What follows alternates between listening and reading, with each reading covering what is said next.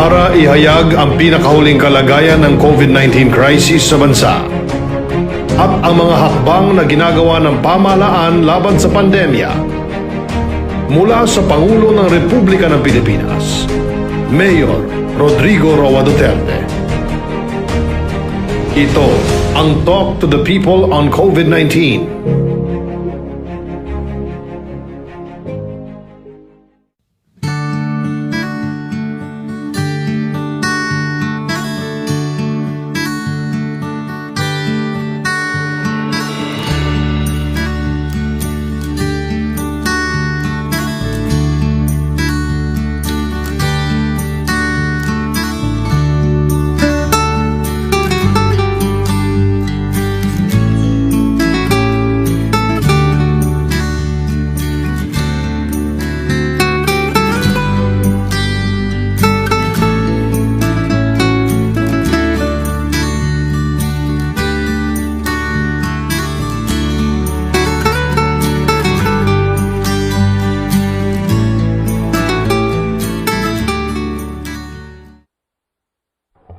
My countrymen, we are here again in a meeting which will be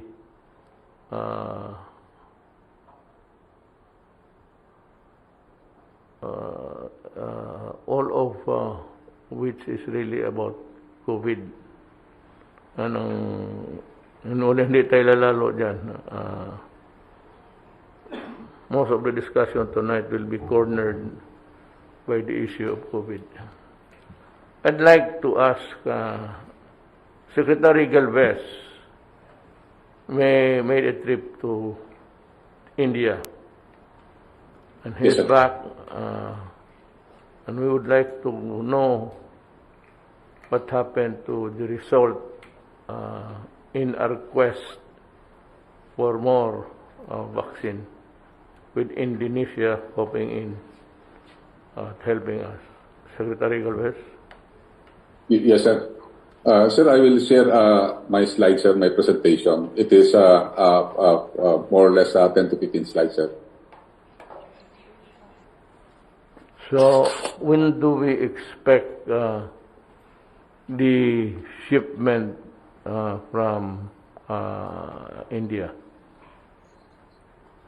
Sir, it will be by third quarter po, sir. But I will wanted some explanation, sir, pertaining sir, the deliveries of our different vaccines. If you will allow, Mr. President, that I will present in order po, sir. Well, gusto ko lang malaman ng ating mga kababayan up to what point in time are we in the fight against the COVID. So if there's... Sir, based on the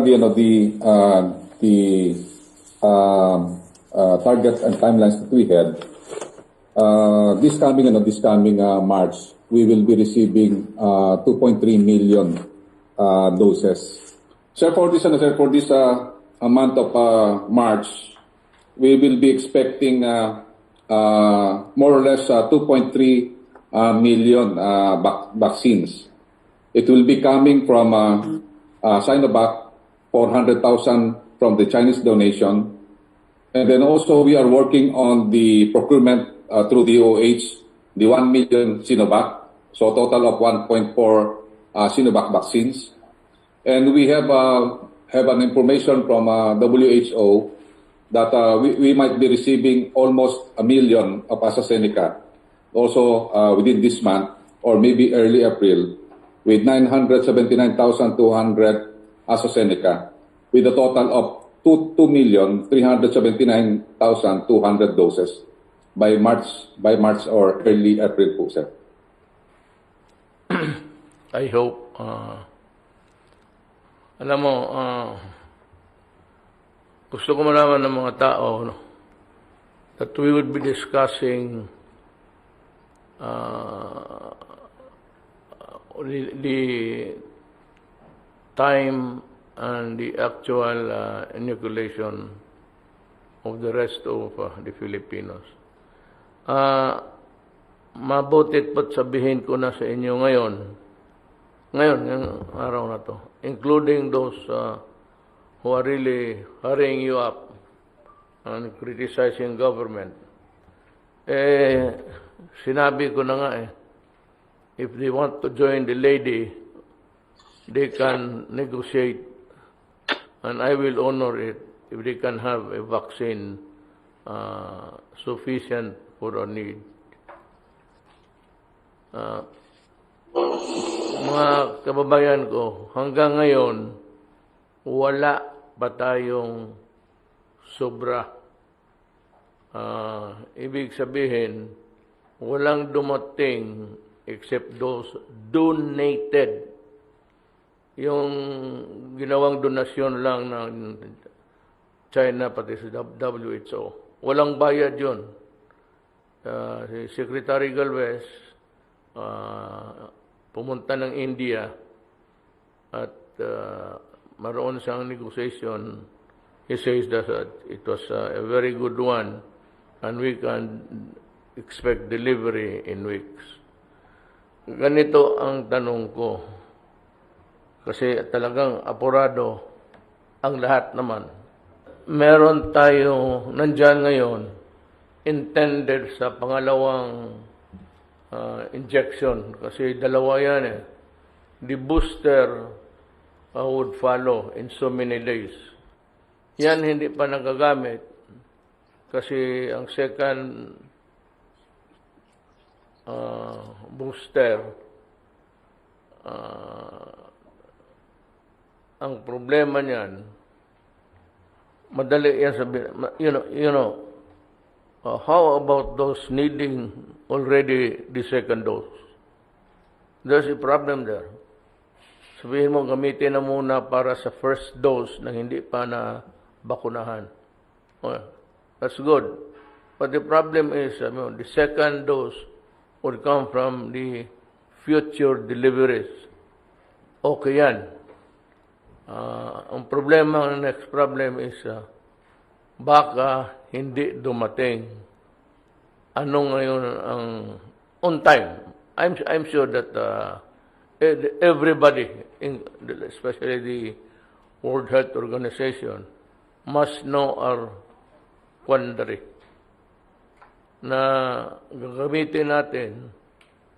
We assume that the 525, sir. 525,000 doses. 525. Kung gamitin lahat yan, paano yung ngayon na-injectionan ng Sinovac? Kasi ito man ang pinakamarami. Kung kailangan nila in the interim between the period of the delivery of the vaccines and the due date of the second inoculation, second vaccination. There's a problem there. Yes, you can. Magandang gabi po, Mr. President, Senator Bongo, Chair of the Committee on Health, and Yusek Bernie Flores, and all the IATF members. Sir, yung pong sa Sinovac, talagang nakatabi na po yung second dose. For the simple reason that the interval between the first and the second dose is only 28 days. After 28 days, after a person was given the first dose, susunod na po yung pangalawang dose 28 days later. So nakatabi na po yun. Wala na po tayong problema sa Sinovac. Yung issue na lang po ay sa AstraZeneca na ating pong tinanggap sa pamamagitan ng COVAX facility. So 525,000 po yan. At ang una pong ginawa ng program coordinator natin, itinabi na rin yung for second dose. Para nga tama si Senator na kung hindi tayo nakakasiguro kung darating ba yung second dose o hindi, baka tayo sisihin pagdating ng panahon na kinakailangan na ng second dose. Ngayon po, ang time interval, yung pagitan ng first dose sa AstraZeneca at sa pangalawang dose is 12 weeks, 3 months po. Palagay naman natin, and according to the WHO country representative, he will write a letter to reassure us that the next batch will really come. And from there, we will use the second dose. So baka dumating po, hindi lang makapagbigay ng definite date, but could be anywhere from last week of March to about first week of April. So in that light, pwede ho natin gamitin na yung lahat ng 525,000 AstraZeneca vaccines as first dose. So we give more. We provide partial protection to a lot more healthcare workers. Let me zero in. Ganito yan eh. How about those nga na nababakunahan na ang second dose is due date maybe next week? Kasi wala naman tali na sabay-sabay. That argument would only hold true if yung first dose sabay sila ang sabay sila mag-second dose. Ang problema, yung naturo ka na at kailangan na nila ng second dose. Yun ang the second dose is critical here. If I may, Mr. President, yung pong sa Sinovac, wala na po tayong problema kasi talagang meron second dose na nakatabi. We already programmed it in such a way that they will receive their second dose 28 days post first dose inoculation po. Because kahit na may nauna, say kung March 5 may 1,000, March 6 may 2,000, March 7 may 20,000 na nabigyan ng first dose ng AstraZeneca, you will count 12 weeks after the first dose. And there's a huge time difference for the AstraZeneca between the first and the second dose per the protocol. Yun po yung indication ng AstraZeneca. Hindi po naman kasi lahat ng mga bakuna para-pareho, sir. Yung Sinovac, kailangan 28 days, turo ka, second dose, sir. Sa AstraZeneca po, 12 weeks. Ngayon, bakit po maganda na gamitin na lahat yung 525,000 as first dose so we can cover more healthcare workers and frontliners? And, ma-re-resolve din po natin yung problema ng AstraZeneca na short shelf life. Ibig sabihin, sir, after 3 months, expired na yung bakuna. So, by giving it, sir, as first dose, we solve that problem as well. Okay. Yes, sir. Magandang yung solution. I said we go back to the same predicament of the delivery on time. So, kung talagang if the manufacturers who sold us the vaccines would be true to their word that the vaccines will be there and can be vaccinated to people on time. Secretary Galvez. Sir, Mr. President, sir, I agree with Secretary Duque. Dahil po, nabigyan na po tayo ng warning order ng COVAX, ng WHO, na may padating na po na 979,200 na AstraZeneca this coming March 22. So, yun po, kung magkakaroon po man ng delay, baka po first week ng April. At ako po ay sinabihan din po ni Dr. Rabi na mas maganda talaga na magamit po yung first yung nauna na 525,600 na doses na magamit na po lahat, ma-expedite na po lahat, sabi niya. Kasi pagka hindi po naubos po yon, baka ma-delay yung second tranche ng po natin. So ang sinasabi niya po ay talagang darating po ang AstraZeneca na this coming May, mayroong 4.5 million darating pa ng AstraZeneca. At yung sa pangalawang tranche po ngayon na binigay po sa akin na information ni Director Atoy ng DOH is 979,200 po ang darating this March. Ito po ang pinaka-latest information po. So, ang recommendation ko po ay support the recommendation of Secretary Duque na mas maganda po na maibigay po natin AstraZeneca dahil meron po tayong taktaw na more or less 3 months po. Well, we are only hoping that these things would come to pass. And pati yung COVID mismo. But we cannot be really cocksure on that. So, we do not leave any room, any space for lapses sa ating drive against the COVID-19. Ilan ho ang available?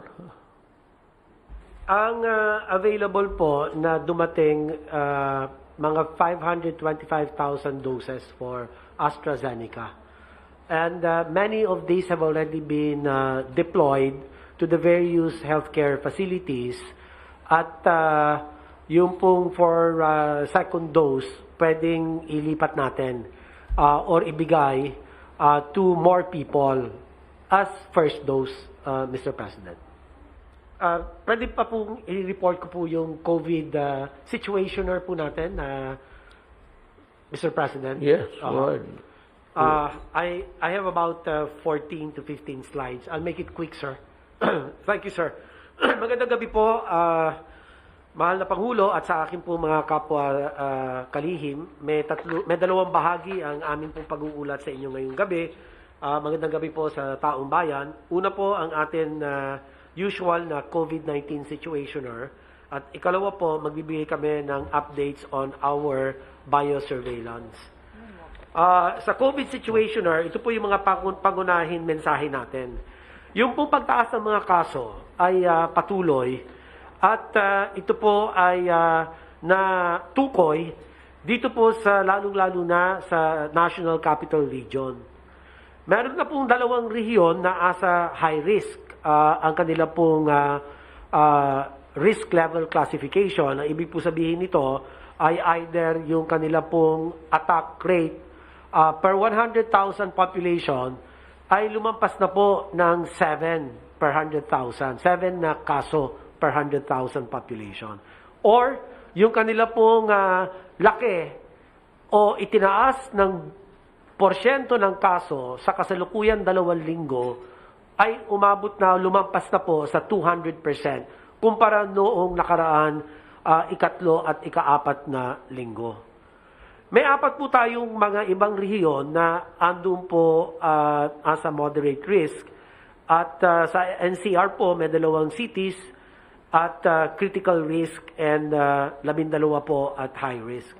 Yung pangalawa pong mensahe natin, habang tumataas po ang kaso ng COVID-19, sinisiguro po ng pamahalaan lokal at pamahalaan nasyonal na sapat ang ating pong kapasidad pangkalusugan. At kung meron pong mga pagkukulang, andyan naman po ang national government na magbibigay po ng karagdagan tulong o suporta para po mapalawig ang kanila pong health systems capacity. Ang CAR, ang NCR at ang Region 7 ay may mataas po silang healthcare utilization rate at 56%, 49%, and 47% respectively. Pero sa ganoon bilang, they are still considered as low risk classification. At 6 po ang as a high risk and 5 moderate risk areas dito po sa mga iba't ibang rehiyon in terms of healthcare utilization rate. Pangatlo po mensahe, ang kaagaran, kilos o aksyon ng mga LGU and the national government ay talagang ginawang mabilisan at agresibo. At kailangan matustusan po itong mga hakbang na ito para maputol ang kadena ng hawaan at masiguro natin na ang kanila pong inilatag na mga pamamaraan o mga hakbang ay talaga pong magiging epektibo para mapababa ang kaso ng COVID. Ito po ang ating mga pangunahin na mensahe. Sa pangalawang slide naman po, ngayon, ika-15 ng Marso, meron na naman po tayo nadagdag. Tumaas na naman po ang ating kaso to 5,404.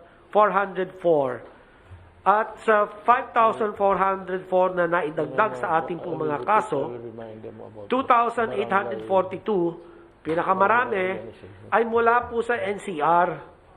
At 859 naman po galing sa Region 4A. At 425 naman po sa Region 7. At ang balanse ay ito po ay nasa mula po sa mga iba pang mga rehiyon. Para naman po sa atin, active cases, ito po sa bandang kaliwa, meron po tayong 53,479 or equivalent to 8.53%. Ito po sa kasalukuyan ay nasa mga ospital, naka-isolate po sila. At out of the 53,479, yung 51,937 or equivalent to 97.12%. Ito po, sir, puros karamihan, mga mild cases, mga 90 to 92%, tapos ang asymptomatic about 4%. 2 to 4% or moderate. At 1,540 naman, equivalent to 2.88%, ang mga severe o ito po yung mga malubha ang kanila pong kalagayan at nasa ICU. Ang atin naman pong recoveries ay 560,577, almost 90% recovery rate. Mataas naman po, napapanatili natin na mataas ang recovery rate. Gumagaling naman po sila. Matapos silang magkasakit ng COVID. Ang deaths po natin as a total 12,837 from the beginning of the pandemic at ito po ay 2.05% of the total cases ang case fatality rate. Next slide. Ito po nakikita natin na talagang malinaw na malinaw. Tumataas na po ang mga kaso kung makikita natin yung last 1, 2, 3, 4, 5 graphs, bars, makikita po yung pagtaas ng mga kaso at yung red broken lines, no, pinapakita na malapit na pong umabot doon sa atin first surge nung nangyari July, August, and September. So, kinakailangan ho talaga mahinto itong mga kasong ito at kung hindi po ay baka lumagpas pa tayo, mas mataas pa doon sa atin July-August peak of COVID cases. Kanya hindi kayat po natin ang lahat ng mga local government units na talagang paigtingin po nila ang lahat po ng mga gawain, ang kanila pong preventive interventions, ang kanila pong early detection by way of aggressive case finding, active case finding. Hanapin na po nila sa mga komunidad sa tulong ng Barangay Health Emergency Response Teams, yung pong mga tao na nagpapakita ng sintomas. At sila po ay kung maaari ilabas na po kaagad at i-isolate para hindi na po makapanghawa, i-test po kaagad at magsagawa na kaagad ng aggressive contact tracing. Para nang sa ganon, yung pong mga nakasalamuha ay ma-quarantine na at hindi na po makapanghawa pa sa mga ibang mamamayan sa kanila pong mga komunidad. So, yan po, yung iba napanatili po natin na mababa. Next slide po. Sa death curve po natin ay patuloy naman po na sa kabila ng pagtaas ng mga kaso ay nito mga nakaraan araw, nananatili naman pong pababa ang bilang ng mga namamatay o pumapanaw dahil po sa COVID-19. So makita po natin doon sa table sa right side ay ang pinakamataas po natin na bilang ng mga pumanaw, masakit po sa atin loob na may pumapanaw, ay 2,085 in August. At kung titignan nyo, ang mga susunod na mga buwan ay tuloy-tuloy na halos ang pagbaba. Except for January, medyo tumaas ng kaunti, pero ganun pa man, yung trend, pababa pa rin. And doon sa last column po, makikita yung average number of deaths per day. Makita natin from March 1 to 14 ay 9 deaths ang average per day. Kumpara po sa peak noong August ay 67. So kahit na po tumataas ang kaso ngayon at kinakailangan po talaga gawin ang lahat para matigil ang mabawasan ang pagtaas ng mga kaso, pero okay naman po at least in a way yung ating pong deaths ay napapababa po natin. Next slide. Ang huli na lang po ay ang aking pong mga updates, Mr. President, on the biosurveillance. Base po sa atin kabuuan na isagawang whole genome sequencing ng 4,160 samples, karamihan po yung 24%, ayun sa una, B.1.63, yan pa rin po ang dominant na namamayagpag na variant, yung Hong Kong lineage. Ang katumbas po nito, 24% or 1,002 samples positive for the Hong Kong lineage out of 4,160. Ang tanong ho, paano UK variant? Ano ba lagay ng UK variant sa atin?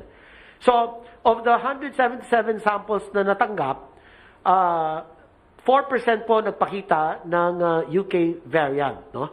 At hindi naman po ito tumaas nitong mga nakaraan na ilang linggo. At ang sumunod po naman dito ay yung P3, B1.1.74, tsaka B.1.1.29, 2% each.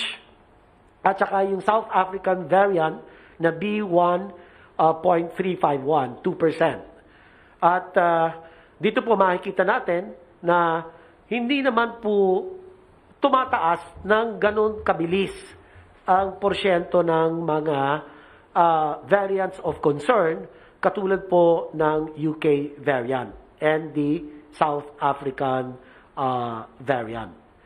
So, ang most common pa rin, yung Hong Kong lineage, at 4% of samples naman, yung positive for B117 variant, 2% of samples positive for B1351, ito yung South Africa. At yun naman pong isang na-discover, natukoy, isang sample na nakitaan positibo with P1 variant. Ito pong P1 ay yung Brazilian variant. No? This represents a minuscule 0.02%, Mr. President. So next slide. Ito na po last slide ko, Mr. President. Pinapakita lang po na kung saan naman nagkaroon ng mataas na bilang ng COVID cases sa NCR at saka sa CAR, doon din naman nakita na ang mga B117 or UK variant. No? We don't know if this is a factor that has influenced the increase in the number of cases in the NCR and CAR, or is this a coincidental finding, or it is among the several possible factors that have caused the spikes in COVID cases. So, ang tingin po namin, ang mga sumusunod na mga kadahilanan na tumaas po ang mga kaso, number one, increased mobility. Dahil po nagluwag tayo ng ating mga quarantine restrictions. Pangalawa, binuksan po natin ang mga malaking bahagi ng ating ekonomiya. At dahil po rito, ang mobility tumaas, ang transmission rate tumaas, ang contact rate tumaas. Kanya ito po ang mga kadahilanan na kung bakit sumipa po ang ating mga kaso sa NCR and CAR and also in the other regions. Ito po yung B117 na andyan po nakita, 39 cases out of 1,023 sa NCR, then 41 out of 456 in CAR. At ganoon din naman sa South African variant na B.1.351, makikita 64 or 6.3% of 1,023 sa NCR din. Ano po? At sa Region, ano ba yun? Hindi ko mabasa. Region 2. Region 7. Region 2. Oho. Yan, meron din po 400, pero hindi naman kasi 1 lang ang nakitaan ng South African variant sa Region 2. At ganun din sa Region 10, out of 61, meron pong isa na nakitaan. So, by and large, napakamaliit po ng porsyento nitong South African variant na nakita po sa mga iba't ibang mga rehiyon. So, other than the Hong Kong lineage na 24% of all the samples sequenced, yung B117 pa rin ang variant of concern natin. Dahil nakikita po natin siya na although maliit ang porsyento, pero tumataas din dito sa NCR and CAR. Yun lang po, Mr. President, handa po akong sumagot sa inyo pong mga katanungan. Salamat po. Let me explain to the people in simple terms. Yung bakuna, it's the mask. Ilang gamit lang yan. But yung iba lumang-luma, isang buwan na ginagamit because they did not have money to buy. We have to provide the mask for everybody. Kung yung tao walang pera mabili ng mask, how do you expect compliance from him? So, it's good. I think the ILG again, the barangay captains, makatulong po kayo. Same, you have the same data sa mga tao kung sino yung nabakuna, sino hindi. So, para yung iba, when they buy a mask, it can be worn for so many days only. And the property of the mask is lupay-lupay na. So, kung kailangan na we ask the people to comply, we also look into the possibility that they cannot buy it. So, government sa panahon ito must provide. Kailangan talaga nila. So, huwag natin when they get sick, you cannot flog a dead horse. Kaya at least every 2 days, puro pawis na yan. At I said the properties of that mask might not be really as strong as what it is intended for.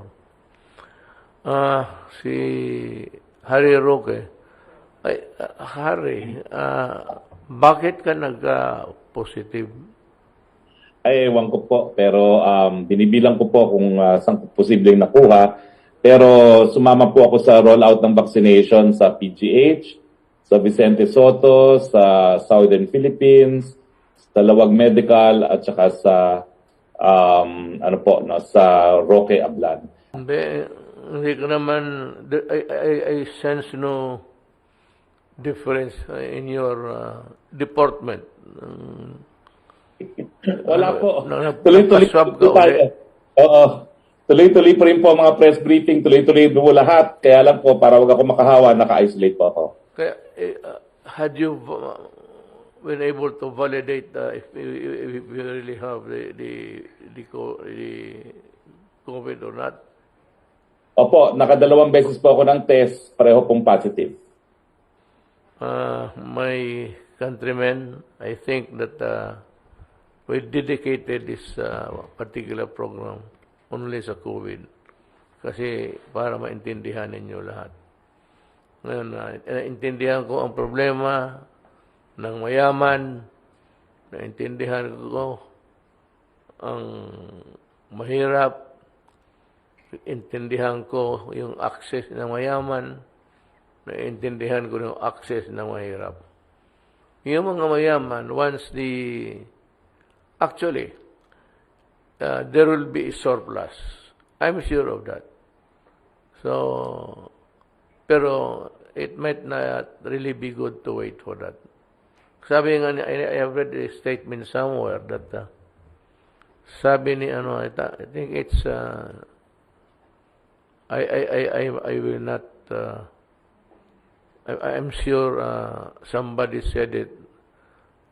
It was published, but nababasa ko o sa I think sa CNN or yung balita na Tagalog. Baka doon ko na yung COVID is really dangerous because it infect you for another. Yun na ho, this winds up our talk for tonight. I will just say to my countrymen that do not despair. Kaya natin ito, COVID na ito. Maliit na bagay ito sa buhay natin. Marami tayong dinaanan mas grabe, mas mahirap, mas na magluluha kayo. Saka, I know, lahat kayo, lalo na mga kababayan ko nandyan sa Escobados area, lahat kayo, huwag kayong matakot at hindi ko kayo iwanan. That's why I said, we're thinking of going mobile. Kayo na ang pumunta. Or, if you are near the barangay, you just wait because ang order ko ngayon is for the team to give you the vaccine will be traveling at least meron. Kung 5, 6, 7, okay na yan. Marami tayong sakyan. We will use all government assets. Gamitin natin ang lahat ng sasakyan ng gobyerno. Lahat, not necessarily from the Department of sa DILG. Sa lahat, we must contribute. And the other departments must take note of this. You have to contribute. I said, this is a fight not only against the COVID, but against, despair and hopelessness. Yung wala magsabi ang tao, wala ng, ano ba Tagalog sa hopelessness? Walaan ng pag-asa at parang ibandunong kayo ng gobyerno. Hindi ho mangyari yan. We would like to, alam mo, sa totoo lang, kung may pera lang talaga, at may,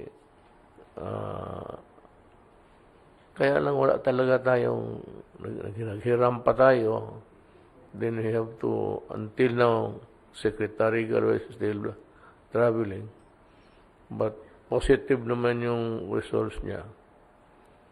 So, okay lang na maghintay-hintay lang kayo ng sandali.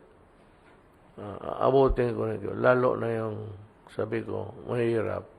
Kasi 1 kwarto lang kayo lahat. Anak ka, madali katabi mo. Yung mag-asawa, may mga anak na matanda, may kapatid. So, yung transmission ng COVID madali. Kaya pupunta, we will start. When can you start, Secretary Duque? Sa vaccination, sir? Then, yeah, the traveling, yung magpasok sa mga squatters area. Sir, pagka nagkaroon na po tayo ng sufficient na vaccines, they are going to be prioritized as per your instruction, Mr. President. Kung magdating na sa matapos na yung health workers, yung Senior yung citizen, matatanda, sir. Kayo na ang sunod.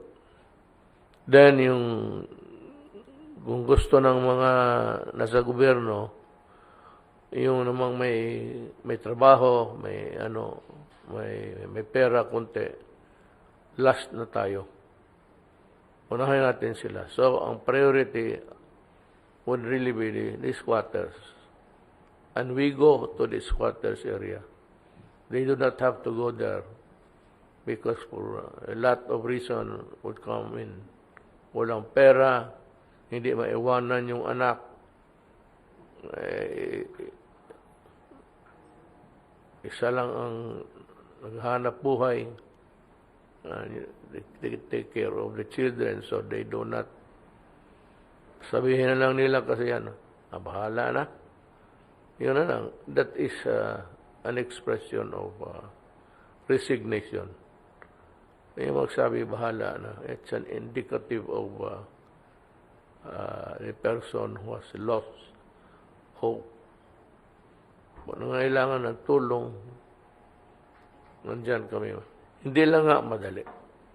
Pero we will mobilize. Can we have it by ano bang yan?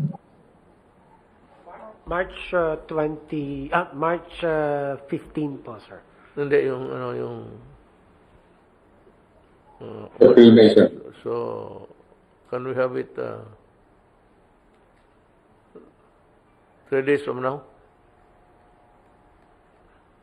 Para po sa Yung mga-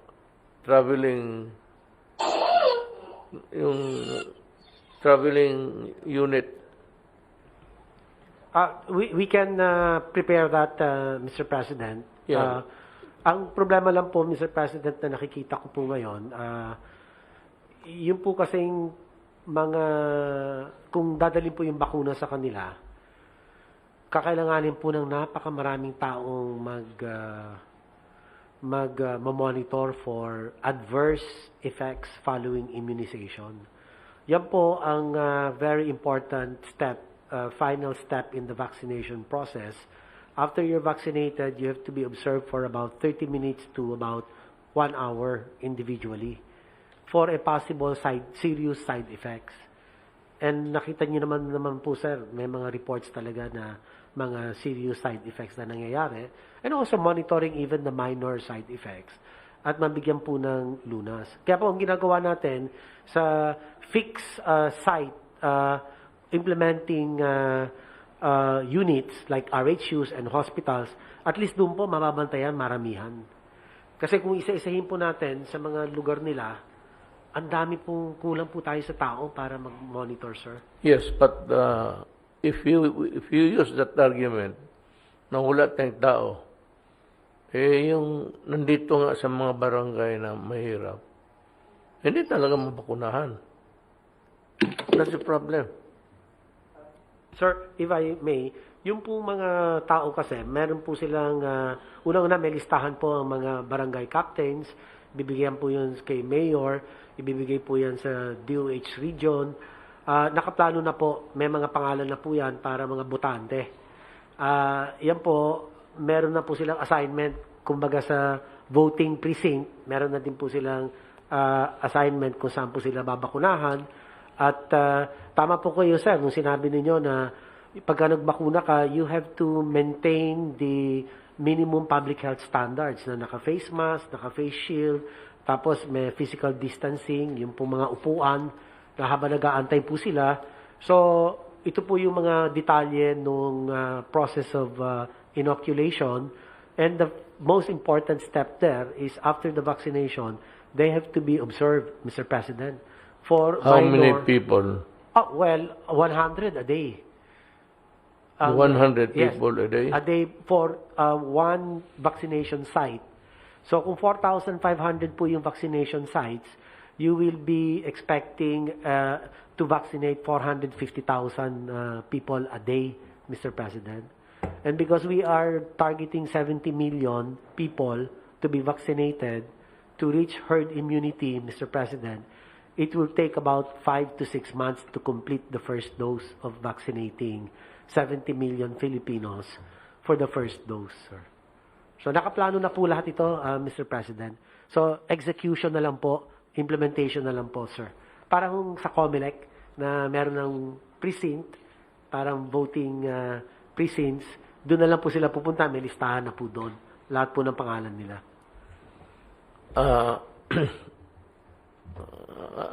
I'm satisfied with your answer, but the problem is, I said, there are those ganito who will take care of that problem. Yung hindi makaano. Either we provide the transportation, will rent social distancing lang rin. How many trips a day?